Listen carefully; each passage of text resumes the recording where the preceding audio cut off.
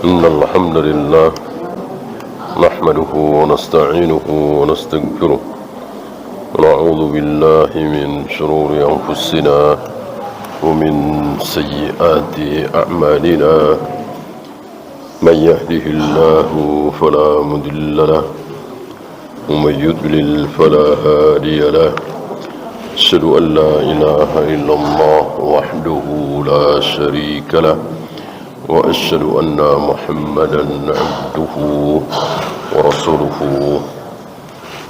وبعد. Kita sampai masail kelima, yaitu ta'mulul khamsal lawati fi hadithi Ubadah. Di dalam hadis Ubadah bin Samit terdapat 5 kesimpulan. Yang pertama dan yang kedua adalah syahadat. Syahadat dihitung 2, karena syahadat bukan hanya asyhadu an la ilaha illallah, tapi ada satu lagi, wa asyhadu anna Muhammadar Rasulullah. Berarti syahadat ada 2. Yang pertama bermakna bahawa ibadah kita harus ikhlas karena Allah. Yang kedua bermakna bahawa ibadah kita harus mencontoh Rasulullah sallallahu alaihi wasallam. Maka orang yang mengatakan bahawa yang penting ibadah, beda dengan Nabi tidak apa-apa, berarti dia makna syahadat saja enggak faham. Bagaimana seorang profesor, seorang doktor disebut sebagai ulama, kiai, tokoh, tapi makna syahadat saja enggak faham. Wa asyhadu anna Muhammadar Rasulullah dia enggak faham. Makanya dia mengatakan enggak apa-apa. Nabi enggak merayakan Maulid Nabi, kita merayakan Maulid Nabi, enggak apa-apa. Nabi enggak mentahlilkan kematian, kita mentahlilkan 3 hari, 7 hari, 40 hari, enggak apa-apa. Kan isinya zikir, wirid, baca Al-Quran, sedekah, makanan. Apa salahnya? Berarti dia kaidah yang sangat dasar, dia tidak faham. Makna wa asyhadu anna Muhammadar Rasulullah dia tidak faham. Barangkali dia hanya memahami yang pertama, asyhadu an la ilaha illallah, bahawa harus ikhlas karena Allah, mungkin mereka faham. Tapi kok harus mencontoh Nabi SAW, tidak boleh lebih dari Nabi SAW. Banyak dari mereka yang tidak faham.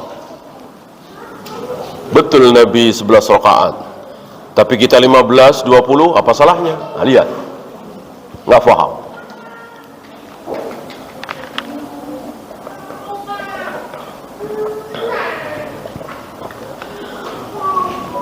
Betul Nabi puasa sampai maghrib, kalau kita tambah sampai subuh berikutnya, ya nggak apa-apa. Kalau kuat, berarti dia tidak faham. Betul Nabi tidak pernah mengakhiri bacaan Al-Quran dengan Sadaqallahul Adzim. Kalau kita pakai kan artinya bagus, Sadaqallahul Adzim, dan nyambung dengan bacaan Al-Qurannya, ya kan? Al-Quran yang kita bacakan semuanya firman Allah, kita tutup dengan Sadaqallah. Firman Allah nggak mungkin salah, kan bagus tuh, nyambung tuh. Walaupun Nabi nggak mencontohkan, ya nggak apa-apa. Kita kan boleh berkreasi sendiri, ya. Kan baik, yang penting baik. Tidak ditutup dengan cacian makian, kan? Ditutup dengan Sadaqallahul Adzim, kan baik. Ya, dia tidak faham makna wa asyhadu anna Muhammadar Rasulullah. Ya. Termasuk mengganti taqabbalallahu minna wa minkum, dengan enggak apa-apa kita ganti atau kita tambah dengan minal aizin wal faizin. Berarti dia tidak faham bahwa hukum asal ibadah adalah haram. Al aslu fil ibadati lit tahrim. Haram, al man'u, terlarang, hukum asal ibadah itu. Kemudian yang ketiga, bahwa Isa adalah Abdullah, Isa adalah Rasulullah, kalimah Allah yang Allah berikan kepada Maryam dan ruh dari Allah. Yang keempat, bahwa surga itu hak. Yang kelima, bahwa neraka itu hak. Ini terkandung dalam satu hadis tadi. Itu yang kelima. As-sadisah, yang keenam,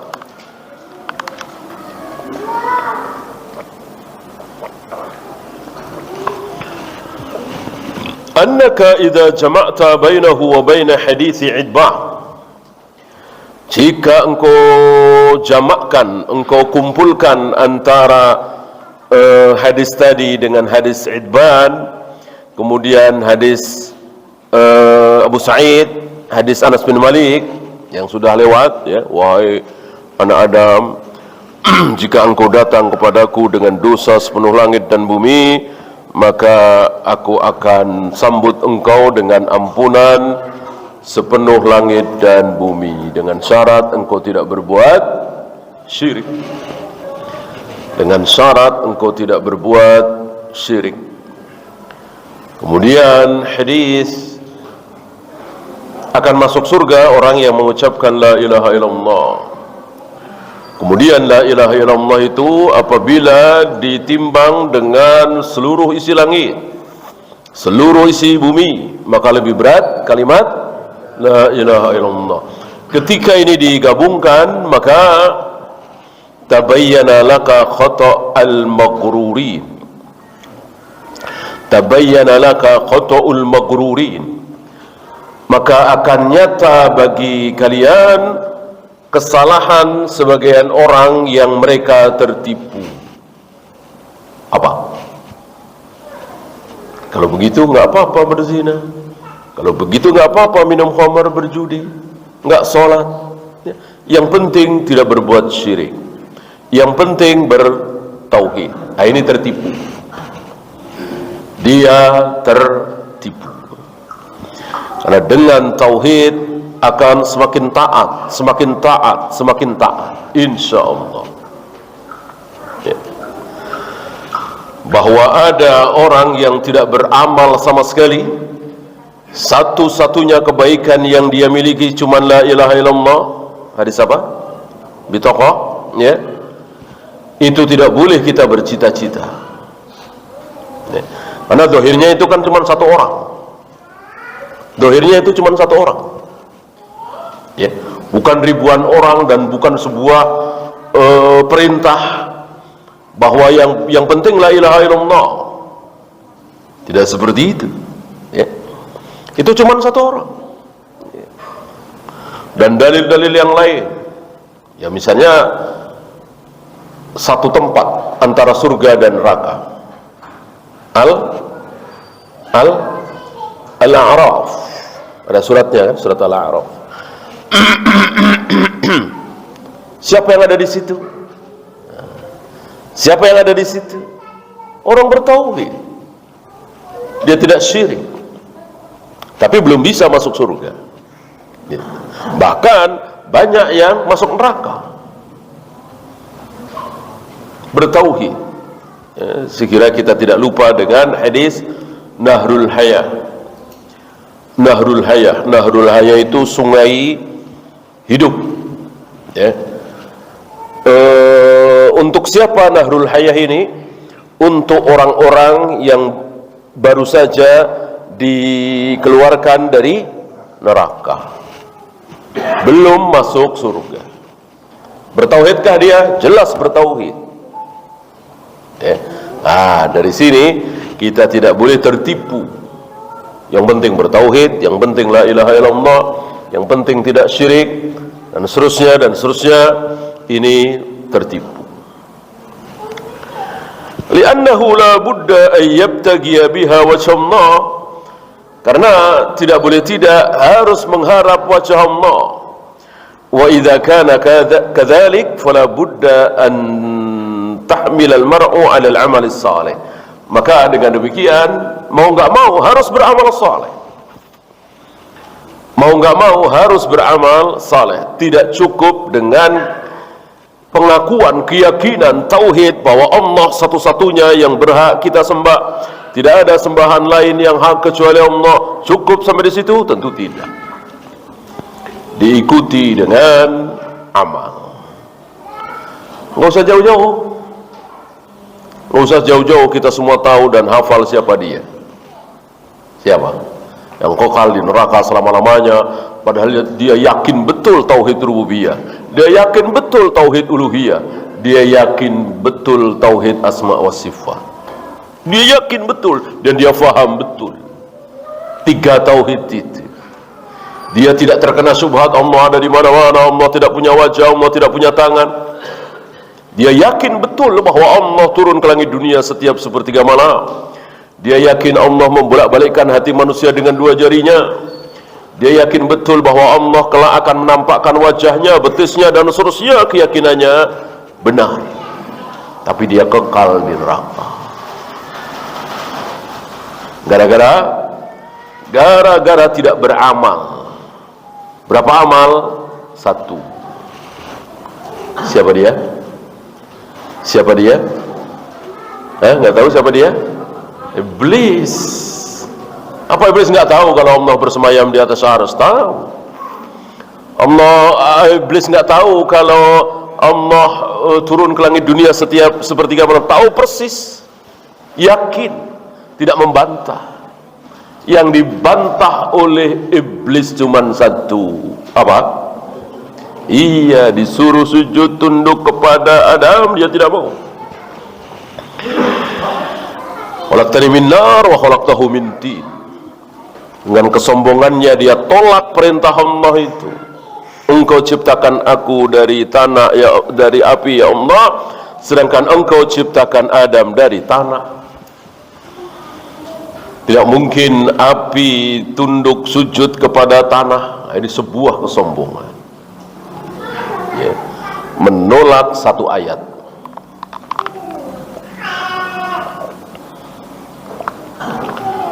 Bagaimana yang mengaku muslim hari ini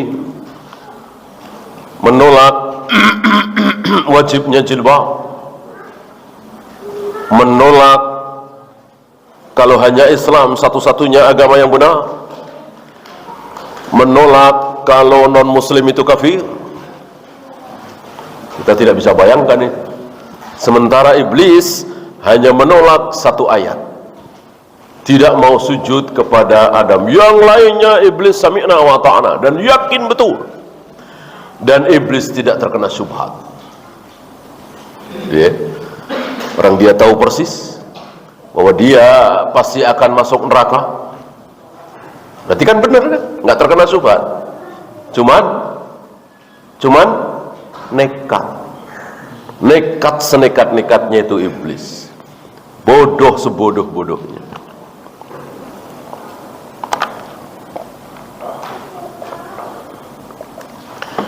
Lebih baik masuk neraka kekal selama-lamanya daripada sujud kepada Adam. Innalillah. Kita nggak bisa bayangkan bodohnya, sesatnya iblis itu. Padahal yang lain tahu, yang lain tidak terkena syubhat. Begitulah makhluk. Kalau Allah sudah sesatkan, ya sesat. Sepintar apapun, sehebat apapun, sekuat apapun hafalannya, tapi kalau Allah mau sesatkan, sesat. Sementara bodoh, IQ rendah, lulusan SD taruhlah, ya, tapi Allah menghendaki dia dapat hidayah, dapat, tidak sesat. Di sini kita semakin butuh dengan pertolongan Allah. Kita semakin merasa butuh terhadap pertolongan Allah, dan kita tidak mengandalkan kecerdasan kita, kehebatan kita, keuletan kita. Masa sih kalau mau nyari nggak ketemu? Masa sih sudah ngaji ke sana kemari kok disesatkan juga oleh Allah? Masa sih udah baik, udah ini, udah itu, kok Allah tega menyesatkan? Tega. Ya. Tega dan tidak tega itu urusan Allah, bukan urusan kita. Ya kalau pakai akal kita, tiga-tiganya Allah sesatkan anaknya Nabi Nuh. Padahal Nabi Nuh itu manusia termulia hari itu, yang paling dicintai oleh Allah hari itu. Tapi tiga-tiganya Allah membuat hati Nabi Nuh hancur, sehancur-hancurnya.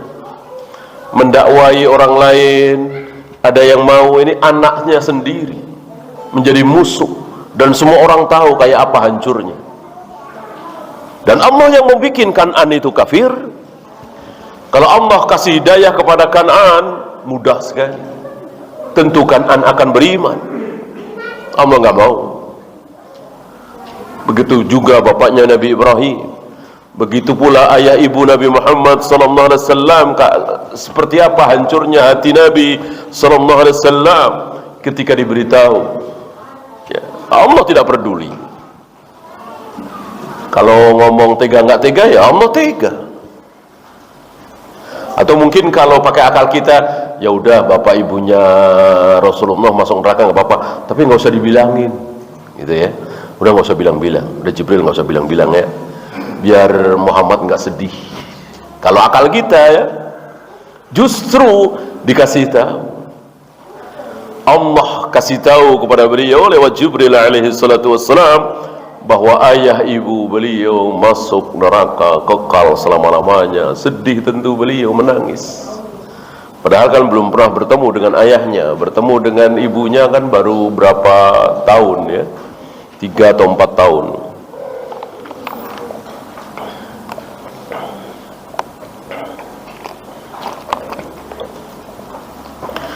Inilah salah satu sifat Allah. Dengan demikian maka tidak boleh kita merasa aman.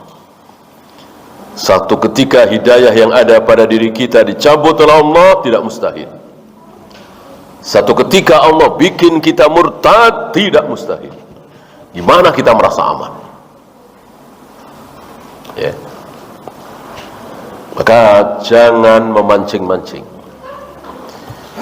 Jangan seperti seorang tabi'in yang memancing-mancing, ya, merasa sanggup mendakwahi seorang wanita. Wanitanya cantik sekali, wanita Khawarij.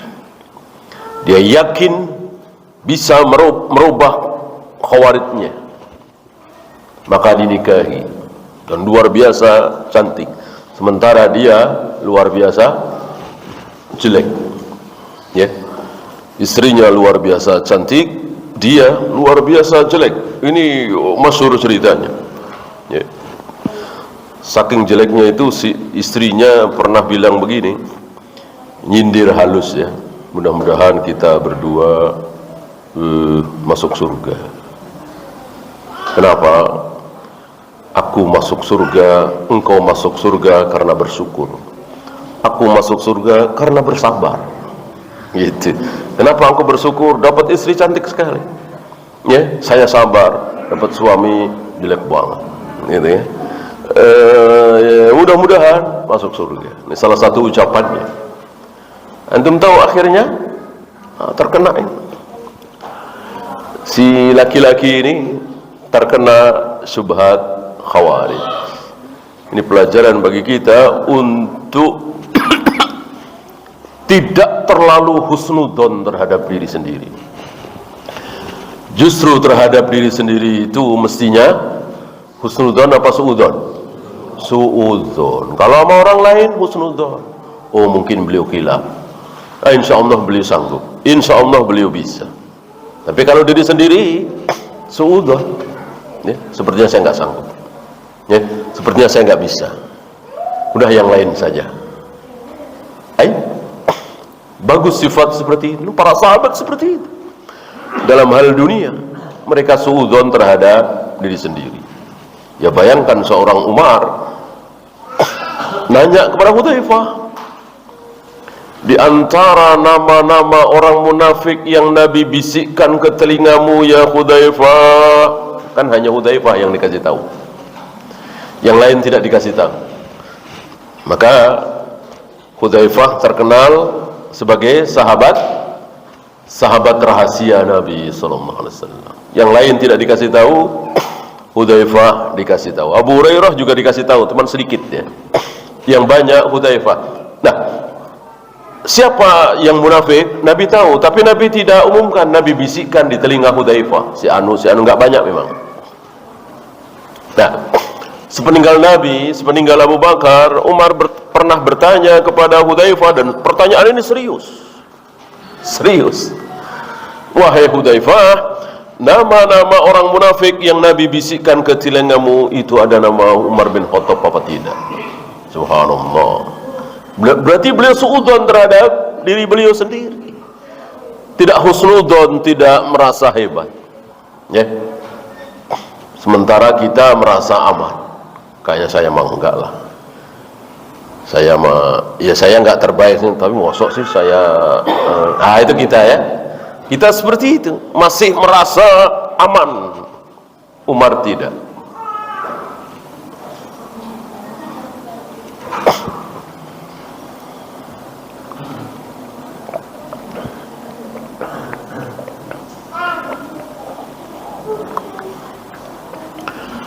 As-sabi'ah, yang ketujuh, at-tanbihu lisyarti alladhi fi hadithi Idban. Ada syarat di dalam hadis Idban, itu ada syarat, wa huwa an yabtaghiya bi qawliha wajha Allah wa la yakfi mujarradul qawl. Jadi ucapan saja tidak cukup. Asyhadu an la ilaha illallah wa asyhadu anna Muhammadar Rasulullah, teriak dan diucapkan setiap hari dengan lantang, la ilaha illallah, la ilaha illallah. Cukup? Tidak cukup. Jadi harus berharap wajah Allah. Kenapa? Karena ada orang yang mengucapkan asyhadu an la ilaha illallah wa asyhadu anna Muhammadar Rasulullah, tapi akhirnya masuk neraka dan kekal. Siapa? Abdullah bin Ubay bin Salul. Dan dia mengucapkan syahadat, sholat bersama Nabi, sering jihad, hanya bikin ulah, bikin onar, bikin masalah. Dan semua orang tahu ini munafik. Tanda-tanda munafik itu jelas ada pada dia. Abdullah bin Ubay bin Salul padahal mengucapkan syahadat. Dari sini sekedar syahadat, semata-mata syahadat tidak cukup. Harus ada keikhlasan di situ. Harus ada karena Allah. Semata-mata syahadat tidak cukup.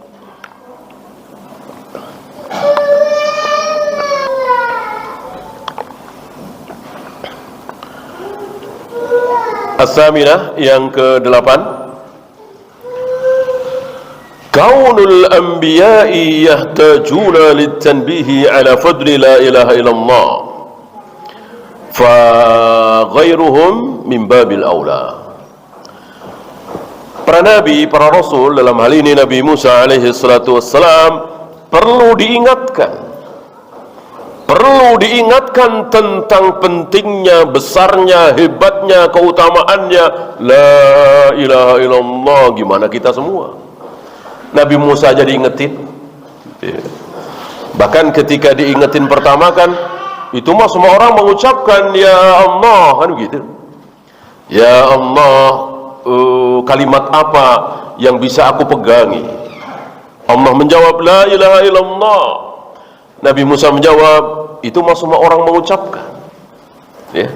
Nabi Musa belum tahu waktu itu hebatnya, besarnya, keutamaannya, tingginya kalimat la ilaha illallah.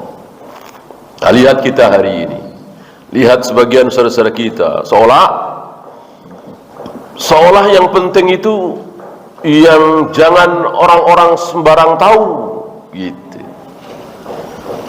Karena la ilaha illallah sudah setiap hari, la ilaha illallah itu ya semua orang, nggak ada yang nggak kenal. Kaum muslimin pasti la ilaha illallah. Maka kurang tertarik, cari yang lain. Padahal ini yang luar biasa, la ilaha illallah. Bayangkan sebuah kalimat beratnya mengalahkan beratnya seluruh isi langit dan bumi. Kayak apa? Maka hati-hati, jangan menyepelekan pelajaran la ilaha illallah, pelajaran tauhid. Pelajaran tauhid la ilaha illallah luar biasa, mengalahkan seluruh isi langit dan bumi. Kayak apa itu? Maka ketika seseorang mengucapkan la ilaha illallah lalu mati, dijamin masuk surga. Bagaimana kalau dia pelacur? Iya, walaupun pelacur. Bagaimana dia penjudi? Iya, kan Nabi nggak bilang oh kecuali pelacur, oh kecuali penjudi, oh kecuali pemabuk, kecuali koruptor, kecuali nggak ada. Kecuali kafir, iya. Ya kafir pun kalau dia faham la ilaha illallah, berarti detik menjelang kematian dia sudah masuk Islam. Kalau dia faham la ilaha illallahnya, ya, walaupun kafir, tapi dia faham la ilaha illallah itu apa, masuk di situ. Berarti nggak ada perkecualian pada hakikatnya. Mau kafir, mau muslim, mau pelacur, mau penjudi, mau pemabuk, mau nggak pernah sholat, kalau Allah menghendaki kebaikan kepada orang ini, sebelum mati mengucapkan la ilaha illallah, habis itu mati, surga. Kayak apa itu? Kayak apa kalimat la ilaha illallah itu? Ya pantas sekali, lebih berat dari isi langit dan isi bumi. Sangat pantas sekali. Bagaimana hari ini orang lupakan kalimat sebesar ini, malah cari kalimat-kalimat lain, apalagi kalimat-kalimat bid'ah, salawat nariyah, salawat tibbul qulub, salawat badar, salawat al-fatih, salawat ini, salawat itu, yang tidak pernah dicontohkan oleh Nabi SAW. Seandainya mereka lupakan salawat-salawat itu, ganti dengan la ilaha illallah, cukup, mencukupi semuanya, lebih dari cukup.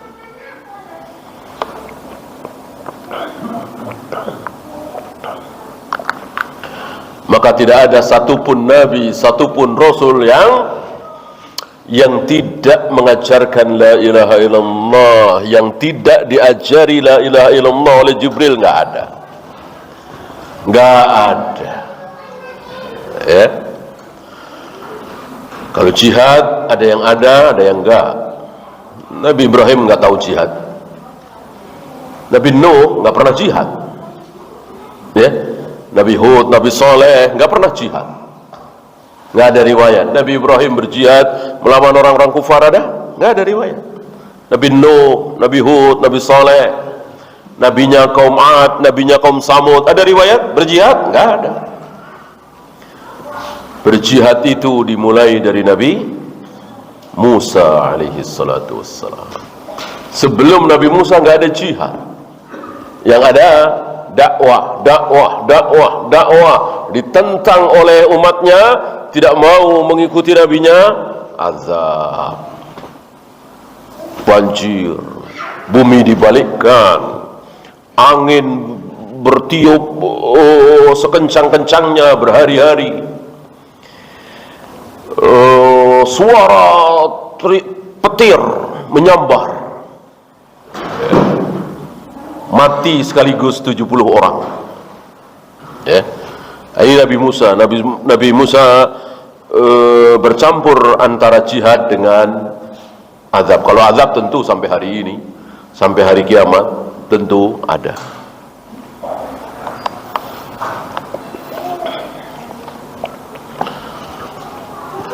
Padahal 70 orang yang disambar geledek sekaligus mati, siapa? Antum tahu? Pilihan.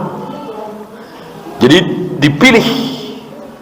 Nabi Musa memilih 70 murid terbaik, ya.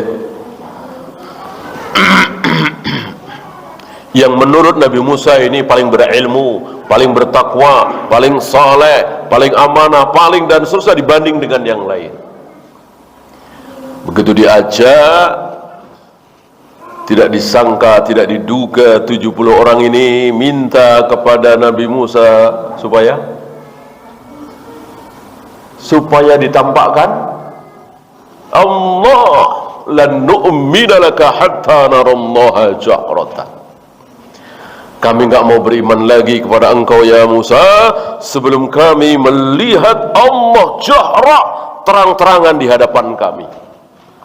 Kayak apa hancurnya Nabi Musa alaihi salatu wassalam.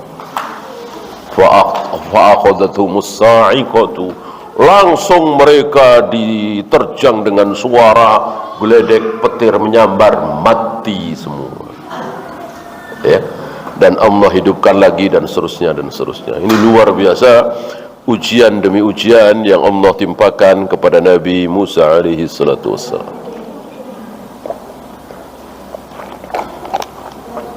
Nah, Nabi Musa yang segitu mulianya, berilmunya dan seterusnya, masih diingatkan oleh Allah tentang kehebatan kalimat la ilaha illallah, apalagi kita, ya. Maka kita harus sering-sering diingatkan la ilaha illallah. Pelajaran la ilaha illallah ada nafi, ada isbat. Ada isbat, ada nafi. Tidak boleh isbat saja, tidak boleh nafi saja. Harus ada nafi. Jadi tidak ada sembahan, tidak ada kekuatan, tidak ada daya upaya kecuali Allah. Harus, tidak adanya ini harus betul-betul dicamkan. Banyak dari kita sudah belajar tauhid, melihat api, kan suka ada itu ya di beberapa daerah, api terbang, suka ada tuh. Ya biasalah ilmu-ilmu begitu. Takut, ya. Orang yang betul-betul tauhidnya kuat nggak akan takut, insya Allah. Ya. Ketika jimat itu dipuji-puji, jimat itu menjadi pundi-pundi, keris itu disembah-sembah, bagi orang yang sudah belajar tauhid dan menghunjam tauhidnya itu di dada, maka diapakan keris itu sama dia? Diludahin, diinjak-injak, dikencingin, kalau perlu diberakin, karena gak ada apa-apanya. Nah, itu yang belajar tauhid, betul-betul kuat dan betul-betul memang gak ada apa-apanya. Ya, kalau ada apa-apanya ya berarti salah dong pelajaran tauhid kita. Kan harus ada nafi, itu semua dinafikan, gak ada itu. Dusta, bohong, ya, tipuan jin, tipuan iblis, talbisul iblis, harus betul-betul kita yakini kalau betul-betul belajar tauhid, ya. Antum kalau main ke pantai selatan bagusnya pakai baju apa? Kalau antum nyari-nyari baju hijau, insya Allah ya lumayan dah tauhidnya. Tapi kalau antum sengaja jangan pakai, ya nggak usah cari masalah lah ya. Kita nggak percaya gitu-gituan. Tapi ya nggak usah nantang-nantang lah. Nah, ini berarti dipertanyakan. Artinya kan nggak ada apa-apanya itu, dusta belaka itu. Pakai baju hijau kemudian celaka di pantai selatan, ya. Dan itu di mana-mana ya. Ya kebetulan aja pantai selatan baju hijau, nanti di mana lagi beda lagi, terserah jinnya, terserah setannya maunya apa. Kan bentuk-bentuk kesyirikan itu kan beda-beda. Kalau yang tukang ini apa,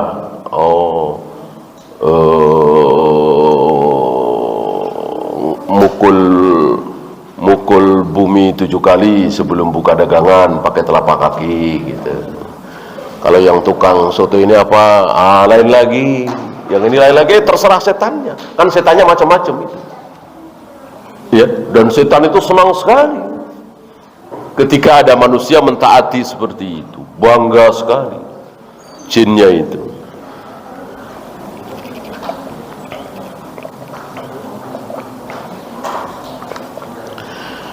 Yang ke-9, at-tanbihu li rajhaniha bi jami'il makhluqat. beratnya kalimat la ilaha illallah dibanding dengan seluruh makhluk. Seluruh makhluk. Zahirnya kecuali arsy mungkin ya. Karena arsy kan di atas langit ketujuh, bukan di langit ketujuh ya. Bagaimana Jibril? Iyalah.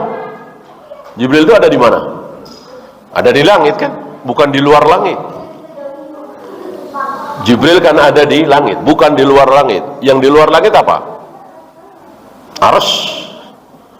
Arsy kan di luar langit. Yang nggak muat, langit itu menyangga arsy nggak kuat. Ya. Orang arsy itu diibaratkan oleh Nabi seperti padang pasir yang sangat luas. Langit yang 7 berikut bumi seperti cincin. Malah ada kursi dulu ya kan? Kursi dulu. Ada kursi dulu, nggak arsy langsung. Kursi dulu, habis kursi baru arsy, berarti jauh. Jauh. Kan arsy bukan kursi, kursi bukan arsy.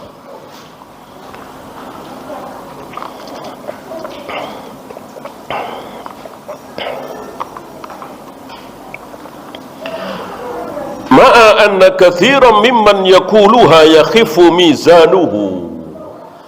Tapi ada berapa banyak orang yang mengucapkan la ilaha illallah tapi timbangannya ringan. Timbangannya tidak berat padahal dia mengucapkan la ilaha illallah.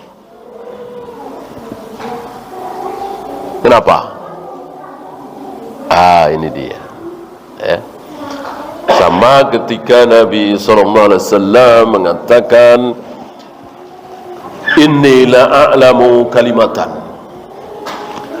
aku mengetahui ada satu kalimat.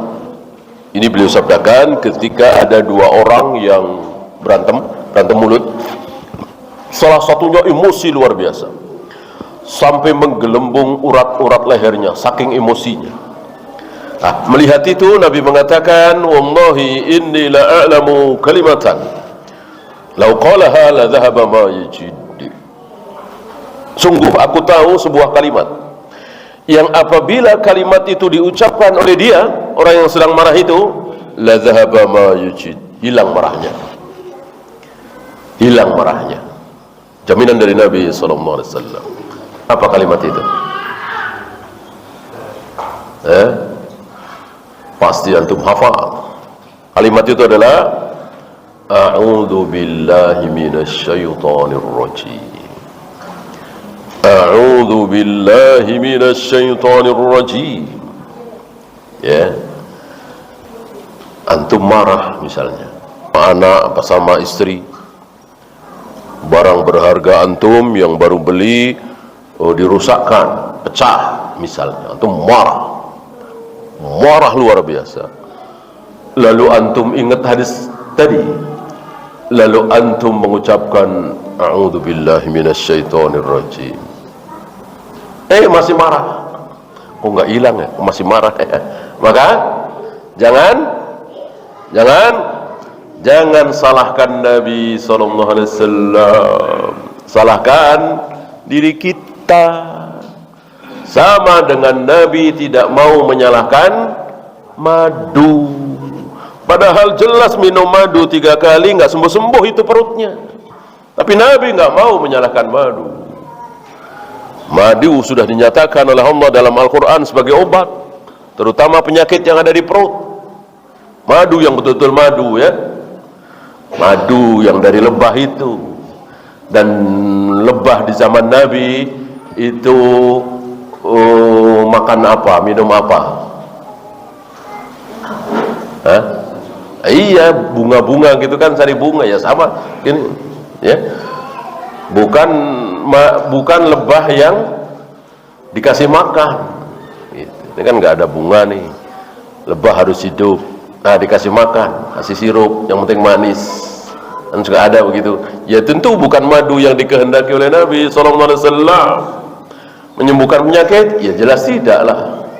Yang dimaksud oleh Nabi adalah madu yang seperti itu.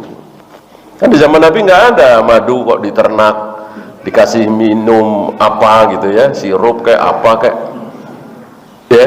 ya tentu hasilnya lain, hasilnya beda gitu.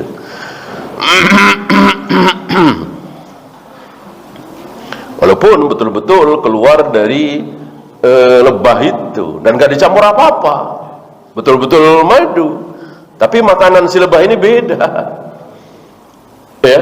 Apakah menjadi madu seperti yang dimaksud oleh Nabi? Ya tidak. Nah maka sekarang banyak yang minum madu dan tidak merasakan khasiatnya sama sekali, karena beda dengan apa yang dimaksud oleh Nabi ya. Nah, termasuk kalimat itu, a'udzubillahi minasyaitonirrajim, kok enggak sembuh juga? Ada sesuatu di diri kita, ada sesuatu di diri kita. Kalau tidak ada sesuatu, pasti apa yang disabdakan oleh Nabi benar, hilang marahnya. A'udzubillahi minasyaitonirrajim ya. Maka biar sesuatunya itu hilang, biar sesuatunya hilang. Taruhlah antum lagi marah luar biasa, pengen nojok, pengen ini, pengen itu, antum mengucapkan a'udzubillahi minasyaitonirrajim, kok masih marah, maka jangan dilampiaskan ya. Jangan dilampiaskan marahnya itu ya, biar sesuatunya itu hilang. Artinya ya stop, jangan mencaci lagi, jangan memaki lagi, jangan memukul lagi, jangan banting ini banting itu lagi setelah mengucapkan a'udzubillahi minasyaitonirrajim ya. Nah banyak kita, terutama ibu-ibu, mengganti kalimat ini. Lagi marah bukannya a'udzubillahi minasyaitonirrajim, malah astagfirullah. Yang enggak pas, Nabi bilang a'udzubillahi minasyaitonirrajim ya, astagfirullah, ya Allah, ya masih marah-marah juga ya kan. Coba diganti dengan a'udzubillahi minasyaitonirrajim ya, dan mengucapkannya ikhlas karena Allah, memohon supaya marahnya hilang ya, bukan sambil mengucapkan kalimat itu sambil melampiaskan marah, sambil terus banting-banting piring, banting-banting telur, a'udzubillahi minasyaitonirrajim, banting ya tentu tidak seperti itu ya. Nah banyak orang yang mengucapkan la ilaha illallah yang berat sekali, lebih berat dari isi langit dan bumi, tetapi timbangan dia ringan. Kenapa? Fal bala'u minal qail la minal qaul. Balaknya itu, masalahnya itu bukan dari ucapan la ilaha illallah, tapi dari qail, isim fa'il nih, bukan dari qaul masdar, tapi dari qail, isim fa'ilnya, pelakunya yang mengucapkan la ilaha illallah itu bermasalah. Ada masalah pada dirinya, pada diri kita yang mengucapkan la ilaha illallah itu ada masalah. Kalau nggak ada masalah, nggak ada sesuatu, insya Allah berat seberat langit dan bumi, bahkan lebih berat dari langit dan bumi.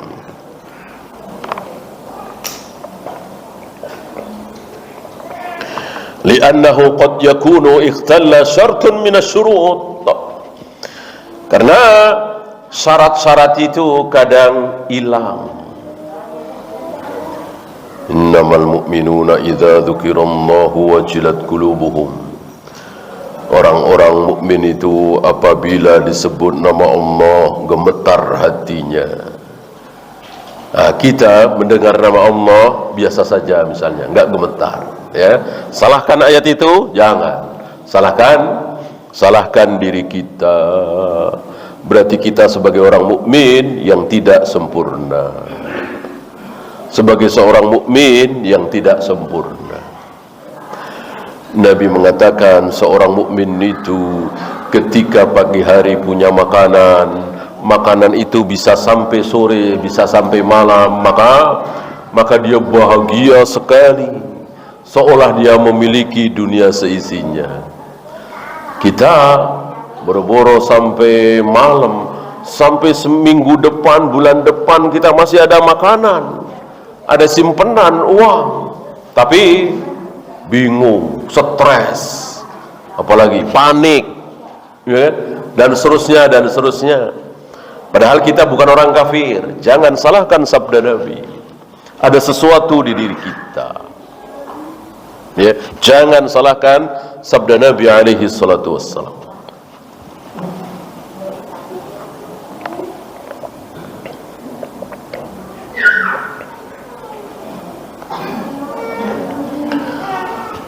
Ini juga pelajaran bagi orang-orang Khawarij yang mengatakan bahwa Muslim mukmin harus sempurna.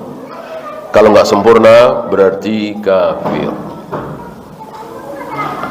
Kaidah Khawarij, manhaj Khawarij kan seperti itu. Tidak ya, itu tidak benar. Bahwa orang yang tidak gemetar hatinya saat nama Allah disebut, dia belum kafir. Bahwa ketika dia panik padahal punya makanan sampai setahun, apakah dia kafir? Tidak. Karena mukmin itu bertingkat-tingkat. Ada yang sempurna, ada yang tidak. Yang dimaksud oleh Nabi SAW adalah mukmin yang sempurna. Aw wujida mani'un minal mawani', atau ada penghalang-penghalang. Ada penghalang-penghalang. Tentang penghalang ini wajib kita fahami. Ya. Jilbab tidak wajib. Jenggot bukan ajaran Islam. Semua agama sama. Tapi yang bilang seperti ini enggak kafir. Mungkinkah? Mungkin. Kenapa? Karena ada mawani'. Ada penghalang sehingga dia tidak boleh langsung dicap kafir. Padahal ucapannya jelas ucapan kafir. Mengatakan jilbab tidak wajib, mengatakan babi halal, mengatakan zina halal. Jelas ini ucapan kafir. Tapi dia di mata Allah belum kafir. Kenapa? Karena ada mawani'. Ada penghalang-penghalang. Apa penghalangnya diantaranya? Jahil. Ya, belum iqamatul hujjah, belum datang dalil kepada dia, dan seterusnya dan seterusnya. Yang mawani itu kita tidak perlu tahu. Ya, artinya si fulan mengucapkan seperti itu, ya sudah. Cukup kita katakan ucapan dia kafir, tapi kita mengatakan bahwa dia telah kafir, nggak boleh. Mawani'nya itu dihilangkan dulu. Gimana caranya? Ya iqamatul hujjah. Sebagaimana yang dilakukan oleh Khalid bin Abdullah terhadap Ja'ad bin Dirham. Khalid bin Abdullah menghilangkan mawani itu dari Ja'ad bin Dirham. Setelah mawani itu hilang, baru Khalid bin Abdullah mengatakan Ja'ad bin Dirham telah kafir dan harus aku sembelih. Akhirnya disembelih oleh beliau pada tanggal 10 Dzulhijjah. Di saat kaum muslimin menyembelih kambing, sapi, unta, beliau menyembelih Ja'ad bin Dirham. Kenapa? Karena mawani' telah hilang. Dengan apa? Dengan iqamatul hujjah. Siapa yang bisa iqamatul hujjah? Ya penguasa, bukan kita.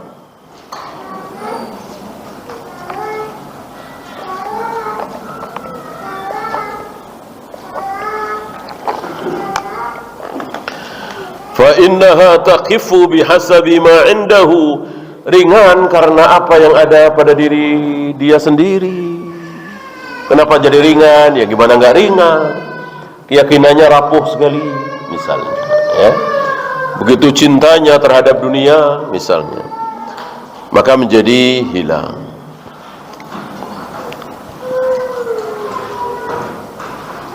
Ammal qawlu nafsuhu fayarjahu bi jami'il makhluqat. Adapun ucapan la ilaha illallah itu sendiri pasti lebih berat dari seluruh makhluk termasuk Jibril. Al-Ashirah 10. An-nassu ala anna al-ardina sab'un kasamawat. Nas, dalil bahwa bumi itu ada 7 tingkatan, 7 lapis seperti langit. Di mana? Di hadis. Adapun di ayat tidak soreh, kata beliau. Ya, tidak soreh. Yang soreh di hadis. Gunakan ayat, misalnya dalam bukan misalnya, satu-satunya ya. Satu-satunya yang ada cuman di surat At-Talaq. Saya bacakan. Allahul ladzi khalaqa sab'a samawatin wa minal ardi mithlahunna. Ini satu-satunya ayat yang menyatakan bahwa bumi ada 7 lapis seperti langit. Itu pun tidak sharih, tidak tegas, tidak jelas. Kalau langit jelas, ya. Banyak ayat yang mengatakan as-samawati sab', bahwa langit itu ada 7. Kalau bumi tidak sharih, tidak tegas di ayat ini. Dan sekali lagi cuman ada satu ayat ini.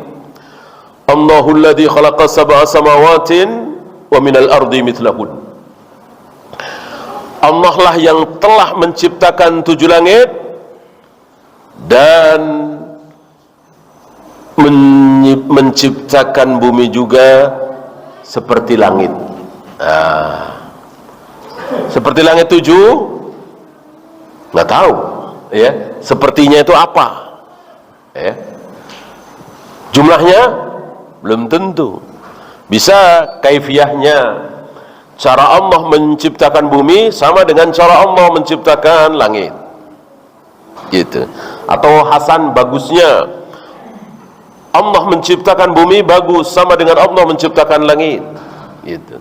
Atau bentuk, ya, atau besarnya, dan seterusnya dan seterusnya. Adapun bilangan nggak jelas. Ini yang dimaksud oleh beliau tidak sharih, nggak jelas. Apakah betul bumi itu 7 lapis? Yang jelas di hadis. Maka sekali lagi, orang yang mengatakan bahwa bumi itu ada 7 ada di ayat, kurang tepat.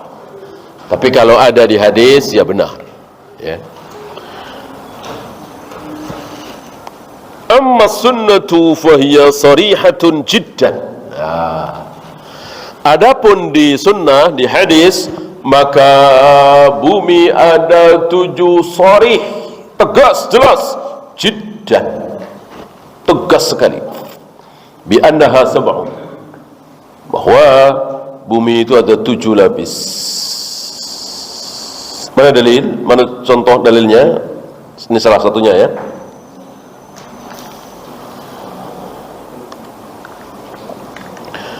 Maniktata'a shibran minal ard, barang siapa yang memotong, maksudnya memotong di sini mengambil hak orang lain, bukan tanah dia tapi dia ambil. Berapa shibran? Sejengkal doang, nggak sampai semeter, sejengkal. Ya, mestinya tanah dia itu sampai garis sini, sama dia tambah sejengkal, gitu. Taruhlah sejengkal kali sejengkal, ya, atau sejengkal kali semeter, sejengkal kali 2 meter. Lalu dibangun bangunan oleh dia di situ, padahal melebihi, orang nggak tahu, ya. Maka tawaqahu yaumal qiyamati min sab'i ardi, nanti pada hari kiamat akan dikalungkan ke leher dia sejengkal itu kali 7 lapis bumi. Jadi kalau 7 lapis bumi ke bawah itu kok sejuta kilometer, ya dikalungkan. Kayak apa itu? Kayak apa beratnya, ribetnya, malunya. Ini pelajaran bagi kita. Jangan pernah mengambil hak orang lain, terutama berupa tanah, walaupun gak ada yang tahu. Di kampung-kampung petani itu ada aja ya. Petani itu kan jauh dari korupsi, jauh dari zina, homer, judi barangkali ya. Tapi iblis luar biasa. Ketika sebelahnya batas itu, sebelahnya itu dia ambilin terus. Jadi tanah sebelahnya itu kebetulan lebih tinggi ya, jatuh ke tanah dia, otomatis berkurang itu 5 cm. Besoknya ini lagi berkurang lagi 5 cm, 10 cm. Inilah syaitan ya, dan akan dikalungkan itu.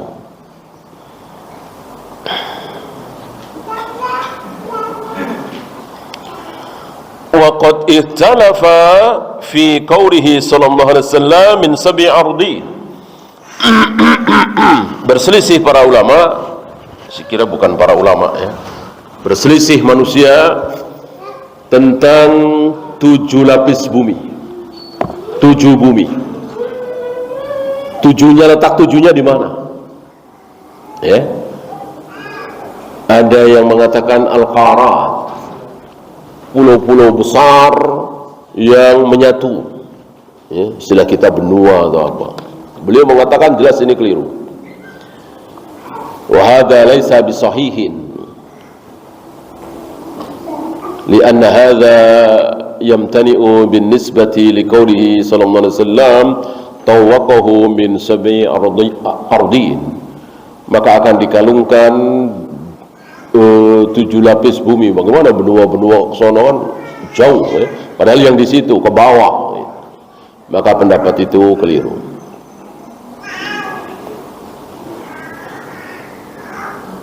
Ada lagi yang berpendapat berdasarkan musim matahari ya. Ada yang terkena matahari sebelah sini sebenarnya. Ini sekedar pendapat. Lakin zahiran nususi annaha tabaqun kas-samawat. Melihat dohir dari dalil hadis itu tingkatan, lapisan. Sebagaimana langit itu ada tingkatan, ada lapisan. Wa laysa lana an naqula illa ma jaa fil kitabi was sunnah an hadhihi al-ardin. Dan dalam hari ini kita tidak usah berbicara, tidak boleh berbicara apa yang tidak diterangkan dalam Al-Quran dan Sunnah. Ya, kalau Allah dan Rasulnya mengatakan 7 lapis bumi, ya sudah. Apa yang dimaksud? Kalau nggak tahu ya sudah. Li'annana la na'rifuha, kita nggak tahu. Ciri-ciri ulama yang betul-betul ulama seperti ini. Tidak takalluf. Nggak tahu ya udah, wallahu a'lam. Ya. Kalau yang bukan ulama enggak, cari terus. Seolah ilmu agama ini seperti ilmu dunia. Kalau ilmu dunia ya cari terus. Ilmu agama bukan seperti ilmu dunia. Nggak tahu ya sudah, wallahu a'lam. Bahkan mengatakan wallahu a'lam ini bagian dari ilmu. Ya.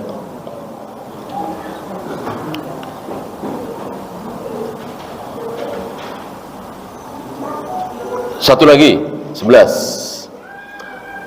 Anna lahunna ummaran, bahwa langit-langit itu ada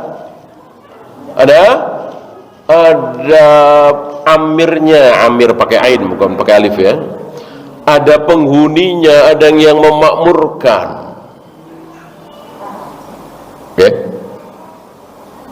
Jadi kalau ada orang mengatakan bahwa di langit sana ada makhluk, ya betul. Ada makhluk, betul. Siapa makhluk yang dimaksud? Malaikat. Dan betul-betul langit. Betul-betul langit, ya.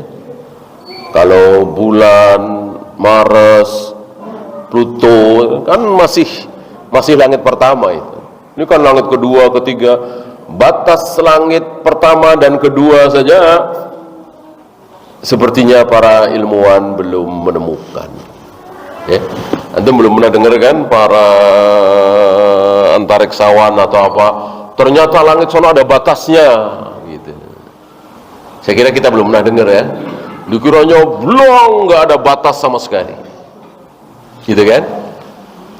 Tentu batil sabda Nabi ketika beliau Mi'raj bersama Jibril mengetuk pintu langit. Berarti ada batasnya. Dan untuk menembus harus melewati pintu. Ya. Maka Allah katakan, Maha Suci Allah yang membuat langit tanpa tiang. Kalau kita kan mana ada tanpa tiang? 1000 meter kali 1000 meter tanpa tiang, kayak apa itu? Sulit sekali. Ini jutaan kilometer tanpa tiang, tanpa penyangga. Berarti memang ada sesuatu yang menutupi itu. Nah, sampai hari ini sepertinya kita belum pernah dengar kan para ilmuwan yang mengatakan ada pembatas. Alat kami telah menemukan pembatas itu yang tidak bisa ditembus. Ya, barangkali mungkin nanti akan ditemukan pembatas itu. Yang jelas mereka belum sampai kepada pembatas. Ya, saya kira ke bulan aja juga belum sampai kan. Wallahu a'lam. Iya, itu saja. Ada pertanyaan, silakan.